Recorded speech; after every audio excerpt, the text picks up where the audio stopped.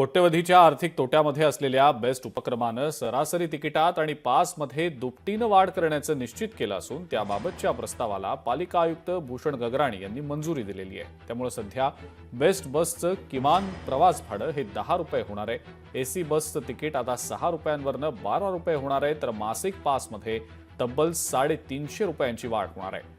याचा फटका बेस्टनं प्रवास करणाऱ्या 31,50,000 प्रवाशांना बसणार आहे। त्यामुळे आधीच महागाईनं होरपळलेल्या मुंबईकरांना आता बेस्टच्या तिकीट दरवाढीची सुद्धा झळ बसणार आहे। बेस्टच्या या तिकीट दरवाढीच्या निर्णयावर आमदार आदित्य ठाकरे यांनी विरोध केलाय।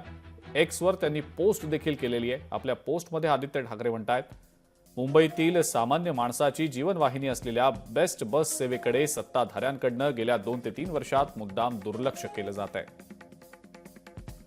बेस्टची दुप्पट दरवाढ करून सामान्य मुंबईकरांचं रोजचं जगणंच कठीण व्हावं असाच सत्ताधाऱ्यांचा विचार दिसतोय।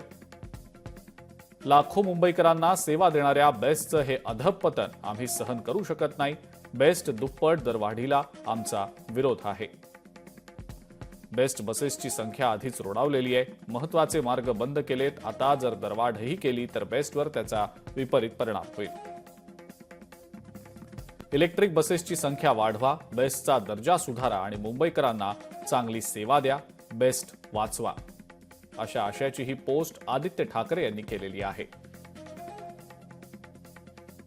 5 रुपये होते म्हणजे लोक फटाफट यायचे, जवळ एक स्टॉपला पण लोक चढायचे। 10 रुपये झालं तर कोण येणार चढणार तिथे? त्याच्यापेक्षा त्यांना टॅक्सी परवडते। एवढं होऊन देऊ नका, एवढंच माझं मत आहे की जे आता आपल्या पूर्वीपासून जे आहे ना तेच चालू ठेवा, असं माझं मत आहे। लोकशाही मराठी ऐका, पहा, जागरूक रहा।